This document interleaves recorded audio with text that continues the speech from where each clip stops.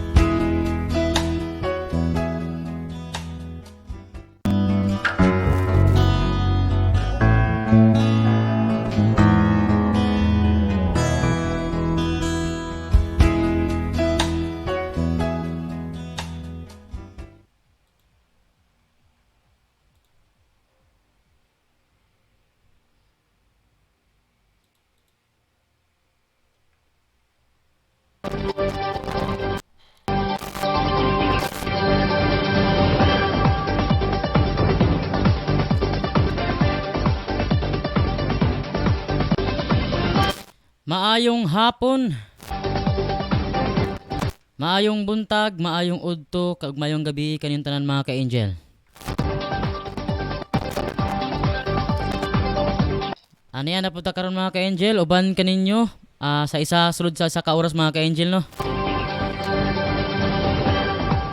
Alang sa to ang Saturday edition karon mga ka-angel.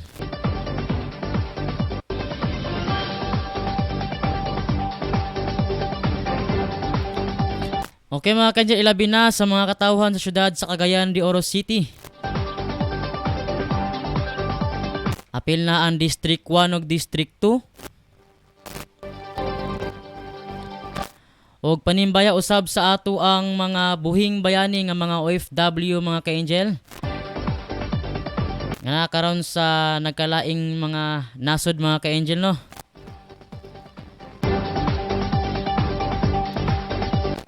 Ilabi na mga ka-angel ang ato ang duha ka correspondent karon nga nasa gawa sa nasod. Sila ni Angel Jordan na nakaroon sa nasod sa Jordan, si Angel Sir Ricky Balibria. Ilabi na kay Ma'am B. Bianca. Mga ka-angel nga nakatanaw ko sa to ang live streaming dire sa Facebook, maayong hapon kaninyong tanan. Ilabi na usab sa tibuok kalibutan nga nakamonitor karon sa ato ang live streaming. Maayong hapon kaninyong tanan mga ka-angel.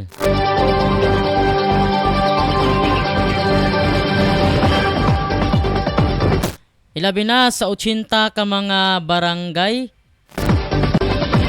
diri sakop sa syudad sa Cagayan de Oro City o sakop sa probinsya sa Misamis Oriental. Ilabi na usab sa 23 kalungsod nga sakop sa probinsya sa Misamis Oriental o sa duha ka component city ang El Salvador City ug Hinguog City. Sa mga wala pa kabalo, ang atong istasyon karon ay himutang sa Durfort Pedro Tarok Pactual Building, Purok 2 Tablon, Cagayan de Oro City.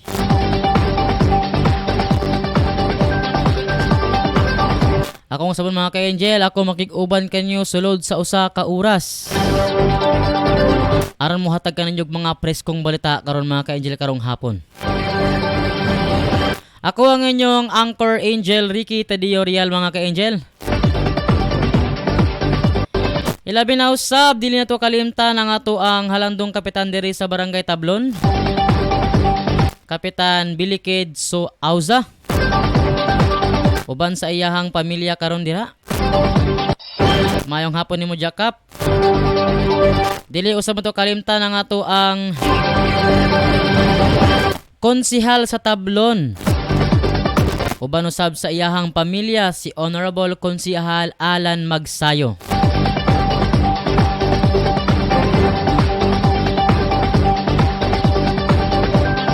Okay mga ka-angel, adlaw karong Sabado. Pizza 24.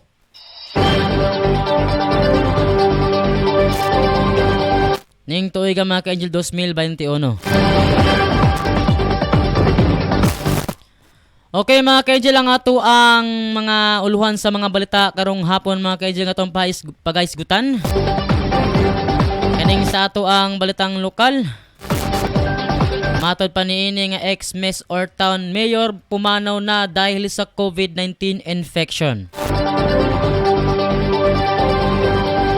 Alang usab sa ato ang balitang nasyonal, Okta Group nanawagan sa gobyerno na agapan paghigpit versus sa Delta variant. Alang usab sa ato ang international news, 21 ka inmates o 21 inmates patay sa riot sa Ecuador. Sa atong sports news, pagbati buhos para kay Chris Diavares sa sabak na sa QF sa rowing sa Tokyo Olympics. Alang usab sa ato ang balitang espesyal, honey na mint flavor,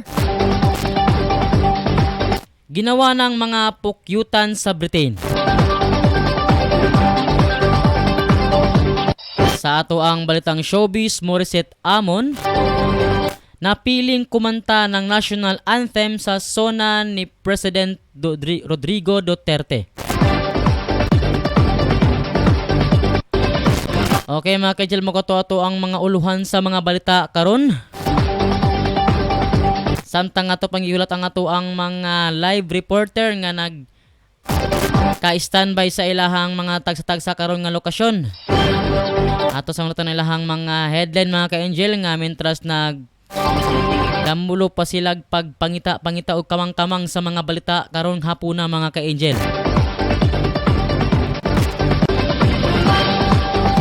Okay mga ka-Angel, standby sa ta mga ka-Angel no aron sa ato ang mga pahinumdo mga ka-Angel. Ato rang balikan karon mga ka-Angel taud-taud ang ato ang mga uluhan sa mga balita ug ato ang mga live reporters nga naka-standby sa ilahang lokasyon karon mga ka-Angel samtang ato paninggi palihang ato ang dugang pahinumdo mga ka-Angel. Huwag kang lalabas ng bahay ha, kasi delikado. Opo, Tay. Tsaka, Tay, bakit maraming nahahawang mga tao sa COVID-19? Kasi anak, hindi nila sinusunod ang mga health protocols na binibigay sa atin ng gobyerno. Ano po yung health protocols, Tay? Anak, ang health protocols ay ang pagsusuot ng face mask, face shield at 1 meter distancing at palaging paghuhugas ng kamay para iwas sa virus. Ah, sige po, Tay. Di po ako lalabas para di po tayo mahawa sa sakit. Laging tandaan, ang disiplina ay magsisimula sa ating sarili. Ang paalalang ito ay hatid sa inyo ng Angel Broadcast Online Streaming Services.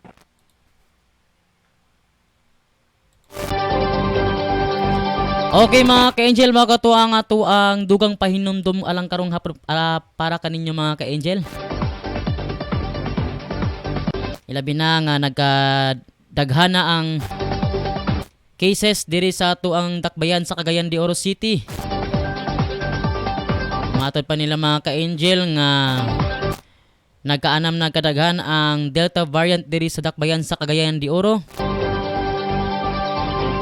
Busa na desisyonan ni Mayor Oscar Moreno nga ilalom kita sa enhanced community quarantine mga ka-Angel. Alang usab sa katong mga walay mga importante nga lakaw, puyo sa mga balay-balay mga ka-Angel aron usab nga dili usab kita makatilaw sa mga sita sa ato ang dakbayan sa tuang kabaranggayan mga ka-Angel no. Okay mga ka-Angel, ano yata sa first nga balita mga ka-Angel ang atong unang balita sa balitang lokal. Matod pa ni Angel, mga ka-Angel, ex-Miss or Town Mayor pumanaw dahil sa COVID-19 infection. Nakaburol na ang cremated na mga labi ng former mayor na si late Rodolfo Buray sa bayan ng Gitago, Misamis Oriental. Ito ay matapos hindi kinaya sa katawan ng biktima ang dumapo na impeksyon sa COVID-19. dahilan na dinala at nanatili ng ilang araw sa pirbadong pagamutan ng Cagayan de Oro City. Inihayag ni incumbent Tigatago Mayor Emmanuel Mugot na labis ang kanilang kalungkutan sa sinapit ng dati nilang alkalde na nagkapagsilbi ng 3 termino o 9 na taon sa kanilang mga kababayan sa lugar. Sinabi ni Mugot na maging ang may bahay ni Buray, nakatulad rin ito na senior citizen na ay nahawaan ng virus subalit nakalagpas at kasalukuyang naka-isolate bago tuluyang makabalik sa kanilang pamilya. Magugunitang dating naninigarilyo ang yumaong dating opisyal, kaya namatay ang dating alkalde sa edad na 76 mga ka-angel. Okay mga ka-angel, aniya kita karon nga nanay naghatag sa tuag balita mga ka-angel sa itong mga live reporters nga naka-standby sa ilahang location karon mga ka-angel. Okay, ato karong dawaton ang balita ni Angel Tutong Sambas mga ka-angel nga naka standby sa iyahang location karon. Matod pa ni Angel Tutong mga ka-angel.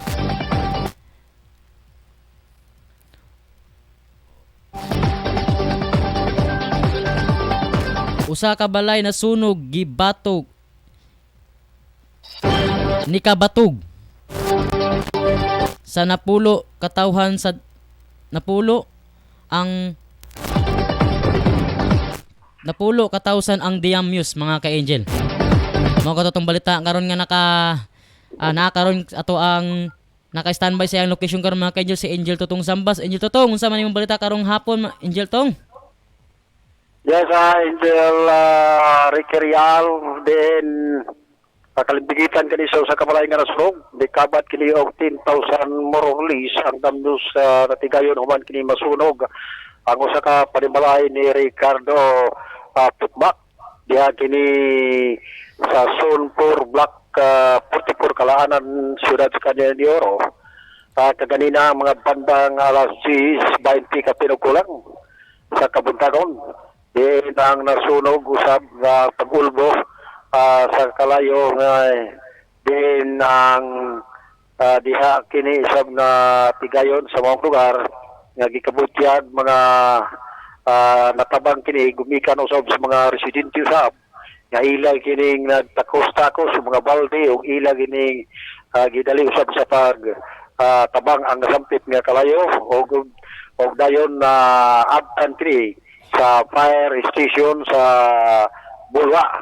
Then gikabutyag usab sa atong nasayran nga under control mga ang kalayo sa mga bandang alas 3:35. Dinoon medyo kaluoy sa Dios, wala sa mga samad o mga samdan sa pangitabo usab sa bangsunog. Diya sa nasampit nga area.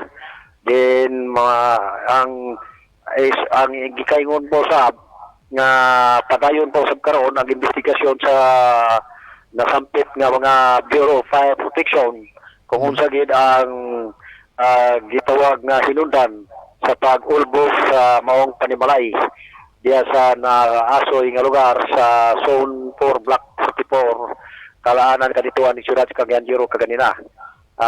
Hinoon ang ila usab nga investigasyon pero dili pa gid final kay gikabutyag usab siguro usab sa nahinabi usab nga sa Bureau of Fire Protection nga din gikabutyag nga electrical wiring ang maong hinundan. Pero dili pa na final puro ila pa kinigaron gyapon makaping investigasyon sa mga Bureau of Fire Protection. Mao ta natong nakuha nga report usab kalimbigitan sa usa ka balay nga nasunog nga nikabat og 10,000 pesos ang damyos kay ay noon kay doon na may mga halublak ang sulod ra nga bahin mo nga ugdaw ani Ricky Rial ang nahitabo usab sa paong sunog. Ika na lang sa kung namutanan ako si Angel Tutong sa Basag Report Live sa Angel Broadcasting News Online. Okay Angel Tong, dagang salamat sa imong balita nga nasagap na pod karong hapon Angel Tong. Okay mga ka-Angel, mo katong balita nga nasagap ni Angel Tong alang karong hapon. So dili na to di kalikayan mga sunod-sunod mga ka-angel no. Kasagara mga ka-angel ang ato adyong gakabantayan nga hinungdan sa mga sunog mga ka-angel. Kani jong mga electrical wiring. Kanang mga bata nga gadulag mga posporo ug lighter. Dili na to na sila pasagdan mga ka-angel kay gamay nga butang dako kay og damyos mga ka-angel. Okay, adto na sa mga ka-angel sa tuang balitang nasyonal. Okta Group nanawagan sa gobyerno na agapan mahigpit o paghigpit versus sa Delta variant. Nanawagan ng Okta Research Group na magpatupad na ang gobyerno ng paghihigpit dahil sa posibilidad na pagkataas ng kaso mula ng COVID-19 lalo na sa Metro Manila. Hindi rin dapat baliwalain ang pagtaas ng coronavirus infection sa Metro Manila dahil sa posibleng pagdulot ito ng mas nakakahawang Delta variant. Ayon sa naturang independent group, hindi aniya sapat ang kasalukuyang general community quarantine status without restriction at kailangan na ipinatupad ang mas mahigpit na quarantine status o restriction sa NCR. Ang tama at sapat na intervention kabilang ang lockdown na samahan pa ng pinalawig na testing at contact tracing ang dapat ipatupad ng gobyerno. Nauna nang inamin ng Department of Health na nagtala na sila ng local transmission ng Delta variant. Sa pinakabagong pagtukoy ng DOH, meron na namang 12 bagong kaso na nahawa ng Delta variant sa bansa. Okay mga ka-angel, magkatuwatong balitang nasyonal. Oras mga ka-angel, alas 4:20 na sa hapon mga ka-angel.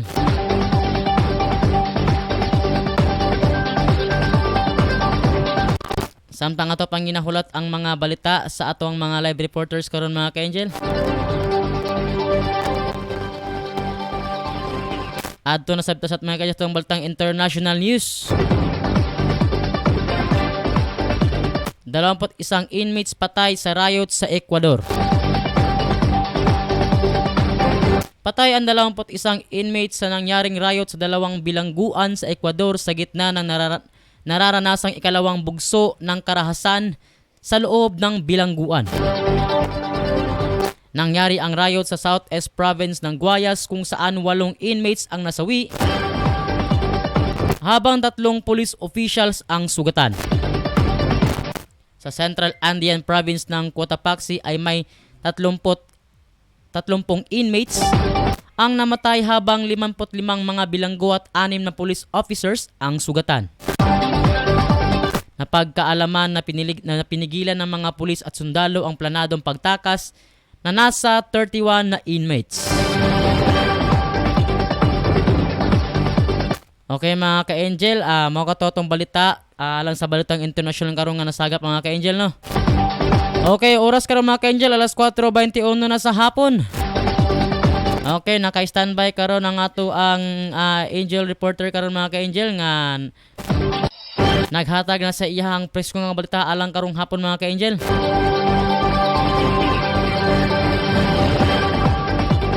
Okay mga ka-angel, ato sang bation ng ato ang mga sukindig paminaw karon mga ka-angel nga naa karon sa Barangay Tablon sa Purok 4. Bati ko diya sa Real Family diya sa Baybay. Sa Villangka Family sa saan? Manlangit Family dira sa Purok 2 mga ka-angel. Okay. Atong dawatong karon ng report gikan sa ato ang angel reporter nga si Angel Rose Denya. Gikabutek pa ng mga ka-angel nga 5 ka wanted person sikop sa otoridad. Okay, atong dawatong karon Angel Rose. Mana po song naresto ang usa ka 5 ka wanted person human gipahigayon ng operasyon sa Purok 10 sa Lumbo ning Dakbayan. Sila mga suspect nga sila si Rolando Sagumbalan, yang si Binto 29 anyos sa Binyo, Liguria Apudi yang si Sagubalan ng 43 anyos, Julito Sagubalan yang si Benito 36 anyos, Minyo, ug Renato Sagubalan, Yankee Benito, Convinto, 29 anyos sa Minyo, ug Nestorio Ampudi, Yankee Sulatan, 43 anyos Minyo, Gapulo sa residente sa Purok 9, Kuala sa Don Carlos Bukidnon. Isikop ang mga suspek pinasikat sa gipagawas nga warrant of arrest sa kalapasan sa the Forest Reform Code of the Philippines Illegal Logging Presidential Decree 705. Nagrekomenda ang korte og 40,000 pesos sa piyansa matag usa alang sa ilahang temporaryong kagawasan. Ang report gikan dira sa connotation Angel Ross Jackson Dinyas, Angel Broadcasting News Online.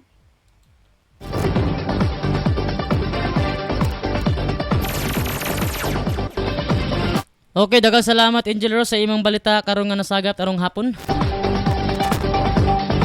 Okay, pagbati ko sa mga ka-angel sa ato ang mga ka-angel karon nga nakamonitor. Ilabi na sa Barcelona family dira sa barangay o dira sa barangay Tablon dira sa Purok 3. Okay mga ka-angel, standby alam sa itong mga dugang pahinumdom mga ka-angel.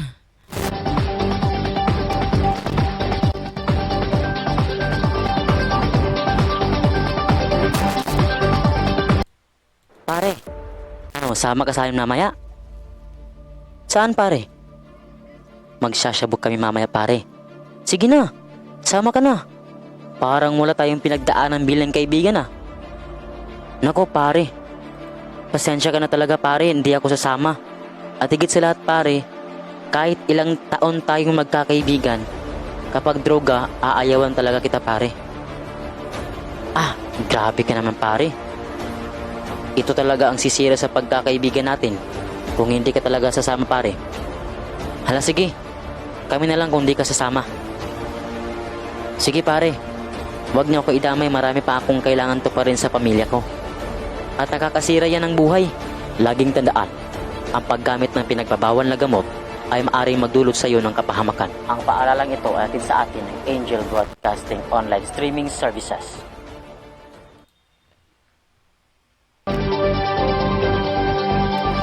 Okay mga ka-angel, mga to mga dugang pahinumdom alang karong hapon mga ka-angel.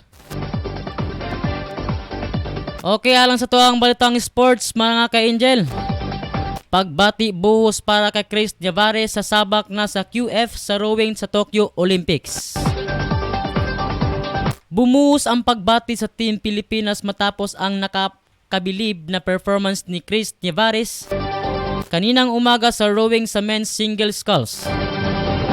Nakuha kasi ng Pinoy athlete ang third place sa ginanap na Heat 5 sa Sea Forest Waterway sa Tokyo, Japan. Dahil dito sa sabak na ang 21 anyos na si Niavares sa next round sa Lunes sa quarterfinals. Nanguna sa kanyang heat kanina si 2016 Rio Olympic silver medalist Damer Martin ng Croatia sa oras na 7 hours 9 minutes and 17 seconds. Ayon sa Chris, malaki ang kanyang respeto sa Croatian rival na veterano na ng Olympics, kaya naman ginawa niya ang todo bantay sa kanyang diskarte at ma-maintain ang agwat sa mga kalaban sa ikatlong puwesto. Sa bawat heat, kailangan lang kasi na makuha ang top 3 para umusad sa quarterfinals. Pumalangawa naman si Alexander Yajoskin ng Russian Olympic Committee na nagposte ng 7:14.95 habang ang Pinoy ay nagtapos sa oras na 7 minuto at 22.97 segundo. Si Niavares ay tubong atimunan sa Quezon Province at siya ang pinakabatang entry sa rowing at sinagawang ilang oras bago ang pagsisimula ng formal opening ceremony sa Olympic Village. Huling nagkaroon ng entry ang Pilipinas sa Olimpiada ay 12 taon na ang nakakalipas. Sa ngayon, buhos naman sa mga social media site ang pagbati sa delegasyon ng bansa lalo na kay Niavares sa kanyang pinakitang solid performance sa kabila ng mga kalabang world-class athletes. Kung maaalala, noong nakaraang 2019 SEA Games ay nasungkit ni Chris ang gold medal sa kanyang event. Okay mga ka-angel, alang sa tuwang balitang special na po mga ka-angel, no? Honey na mint flavor ginawa ng mga pukyutan sa Britain. Kakaibang pulot o honey ang naproduce ng mga pukyutan sa Great Britain. May mint flavor ang honey na kanilang ginawa.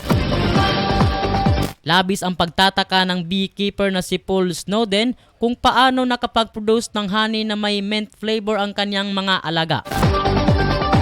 Sinubaybayan ni Snowden ang kanyang mga pukyutan hanggang sa matuklasan niya na nagtutungo pala ang mga ito sa sugar rick plant na nagre-recycle ng mga conventionary waste o mga patapong candy.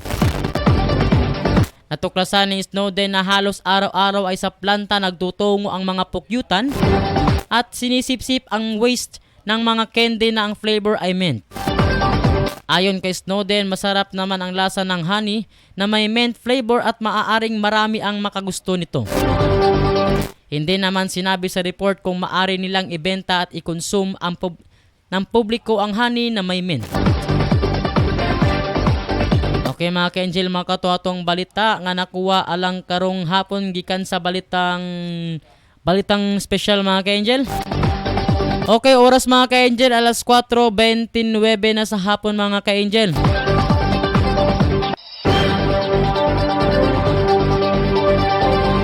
Shout out di ko sa Barakusog Chongko family dira sa May Ravidas compound.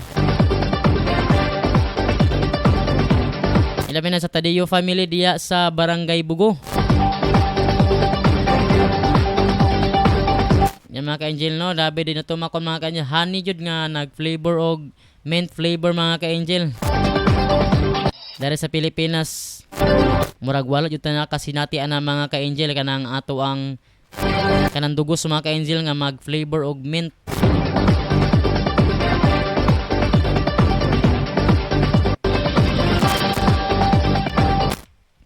Okay mga ka-angel, alam sa tuang balitang showbiz.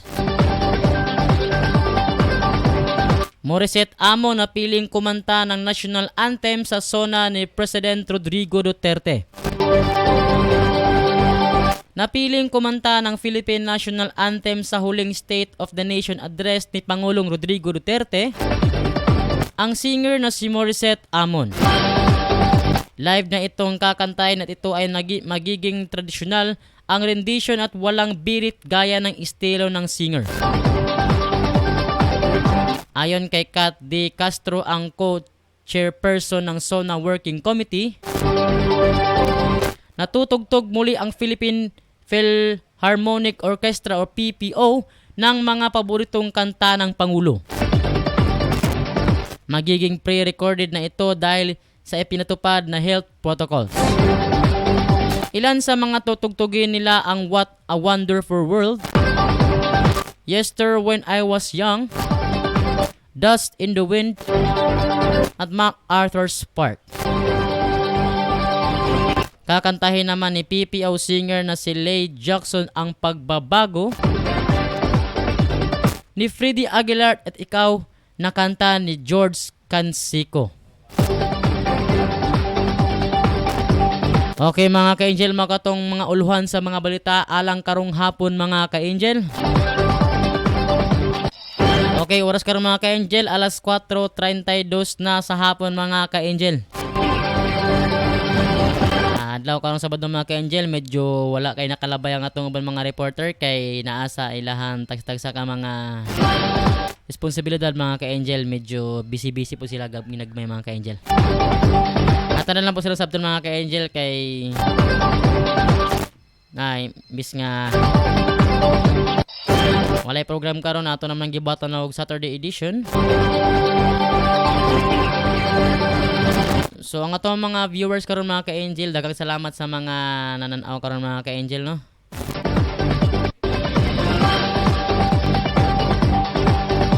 Okay mga ka-angel, mga to mga uluhan sa mga balita mga ka-angel alang sa ato ang balitang local news. Ex-Miss Ortown Mayor pumanaw dahil sa COVID-19 infection. Octa Group nanawagan sa gobyerno na agapan pagigpit versus Delta variant. At sa balitang international, 12 inmates patay sa riot sa Ecuador. At sa balitang sports, pagbati buhos para kay Chris Devaris sa sabak na sa QF sa rowing sa Tokyo Olympics. At sa balitang espesyal, honey na mint flavor ginawa ng mga prokyutan sa Britain. At ang balitang showbiz naman na si Morissette Amo na piling kumanta ng national anthem sa State of the Nation ni President Rodrigo Duterte. Okay mga ka-angel, mga katotong mga balita nga na sagap karong hapon mga ka-angel. Okay mga ka-angel, mga katoto ang mga presko mga labas ka mga balita karong hapon. Atong pasalamatan karon ang ato ang management staff diri sa Angel Broadcasting Online Streaming Services. Ilabi na ang ato ang manager dari na si Ryan Siricol Mulo. Ang ato ang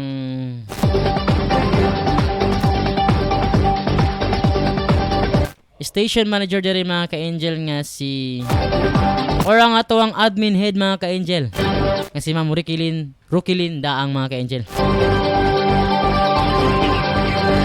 Ilabi na ang ato ang program in charge si Sir Ross Denya mga ka-angel. Ilabi na sa ato ang mga live reporters karon nga sila ni Angel Ross Denya ug si Angel Totong Sambas mga ka-angel, ang ato ang chief of reporter. Ilabi na sa ato ang news editor nga si Sir Sian Sulugan. Daghang salamat kayo sa paghatag sa mga balita. Okay mga ka-angel, oras mga ka-angel, alas 4:35 na sa hapon mga ka-angel. Maro katoto mga balita nga nakuha alang karong hapon mga ka-angel. Ako usab ang inyong Anchorman Ricky Tadeo Real mga ka-angel. Maayong hapon ug dalay gunong Dios mga ka-angel.